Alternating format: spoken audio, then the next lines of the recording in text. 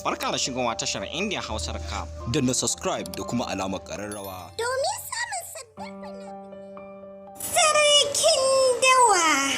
Sarkin Dawa kayataccen kafce ne da kamfanin Alligator Studio masu birbiɗan fassara suka fassara muku shi.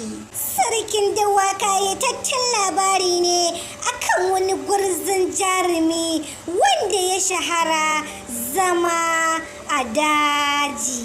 Sarkin Dawa ya tsinci kanshi ne a cikin dajin, bai san iyayen shi ba, yayin da iyayen shi sun yi shirin za su yi tattaki su je yawon bude ido a daji.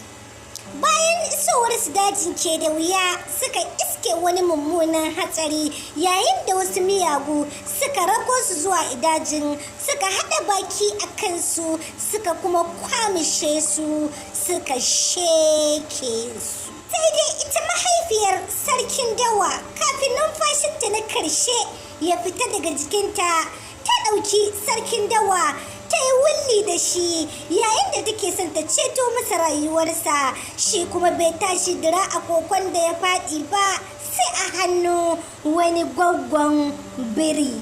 Shi kuma gwaggon biri bayan kasancewarsa da Sarkin Dawa ya yi sintuwan ɗa ba tare da ya shirya ba, gwaggon biri ya ci gaba da renansa. Sai dai shi Sarkin Dawa ya yi wa wa'annan 'yan dawan amfani a karshe.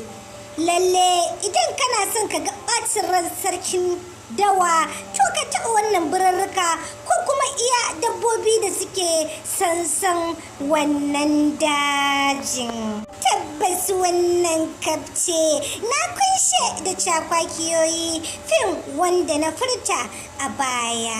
Recap kadai ba zai wadatar maka ba, kai dai nemi naka kayataccen kafce na fim ɗin Sarkin Dawa na kamfanin Alligator don more cakwakiyar da ke jikinsa.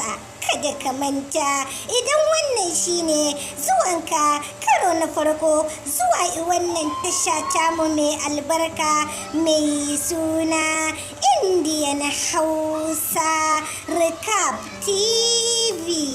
Masoya don Allah ku danna mana subscribe da kuma alaman kararrawa don more fashin baki da ke cikinsa, ko kuma in ce recap na fina-finan Indian fassarar Hausa.